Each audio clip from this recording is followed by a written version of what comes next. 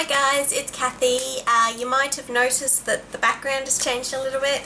The reason why is I've gotten myself a new camera, a little handheld, so I can actually see my face. Hooray! So I'm not sort of going, I hope I'm on camera.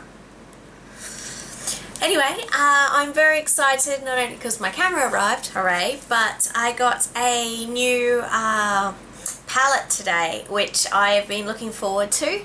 And I thought I'd do a review on it for you. Haven't used it yet. I took it out of the box because I wanted to see what it looked like, but I haven't used any of the stuff in it yet. I've only seen one product on this on YouTube, and it was a very negative review, so I'm hoping I haven't wasted my money. But I thought I'd give it a go anyway. And it is the NYX Waiting for Tonight palette, the S127. And the first thing is, I love NYX's packaging. I just think they're great. They're nice and tough. You don't have to worry about it, them breaking on you straight away. It's quite a large palette and it's quite heavy, but you'll see why. It has two compartments. The first is all your eyeshadows, and I'll just take out the little plastic. So you've got all your, doesn't stay open, eyeshadows, and then you have a pull-out drawer at the bottom here, which contains your blushes, a bronzer, 4 lip glosses, 4 eyebrow shadows. Now, I don't generally do my eyebrows, but I've heard it's a good idea, so I may start to do them. So this may actually give me an incentive to do them. And then 3 concealers, and one's a colour correcting one, which is this green one right here. So yes, very excited about it. You get 32 eyeshadows, and most of them are dual tone-esque. They've only probably got maybe a third of them in neutrals. But the reason why I like it is it's more of a neutral to warm palette, which is what I am. I don't tend to wear a lot of cool colours. So if you are cool toned, I probably wouldn't necessarily recommend this particular palette, because yeah, a lot of the tones are warm to neutral. But this is a great palette if you are, hopefully.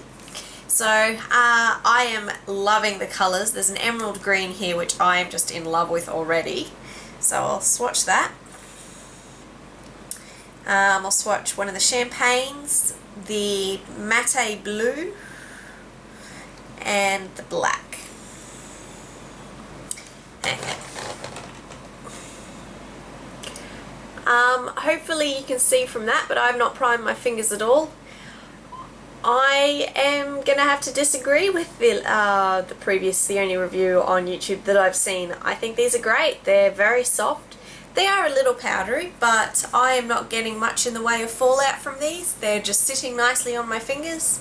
I would say you would have to be careful with them when you're packing them on, but get yourself a good brush and you won't have any trouble at all. And the colours are just lovely, and they are so... Wow, NYX eyeshadows are always pigmented, so I'm not going to keep harping on about that. So those were those. I'll try for a few of the pinks and purples now and see how they come up. So bright pink, one of the peaches, bronze, and the white. Again, they come up really nicely. The peach does seem a little bit, this one here, does look a little bit more powdery than the others, but they are, I think it's just because they're so soft and they're so fine that, yeah, that's the reason why. But, yeah, I'm loving it actually, so I cannot wait to try out some looks with that. I'm sure I'll do a few tutorials for you on them eventually. We'll come up with some pretty awesome looks. Now for the, let's see, I can't really do any more swatches on my fingers. They're not lipsticks, they're lip glosses. So obviously if you're wanting a bold look, you're not going to get them with these. So it'll be very, very sheer, but I think the reason why they probably did that was the palette has such bold eyeshadow colours that they're probably thinking, well, you not necessarily want to make your lips look overly impressive. I think they've put just their standard NYX blushes there. They're pretty pink and they're lighter pink. And this bronzer here, I don't tend to wear bronzers much, particularly because in summer I do tan a lot. So I go out in the sun for a little bit and I come up brown anyway. So I may actually end up using this as an eyeshadow in itself, but it's a very, very pretty colour. You can see that. I'm loving this new camera too. It's amazing. I can see myself and what I'm actually doing. And as for their concealers, you've got a light and a dark there, so I probably will only be able to use the light. The dark will be way too dark for me, but that's alright. So yes, overall I think that this palette will be a lot of fun to play with. I am very excited to try it out. So I got this from Crush Cosmetics. It was $35, which I think is only $5 more than what you pay over in the US or UK. It's a very good value for Australia. I'll put the link down below.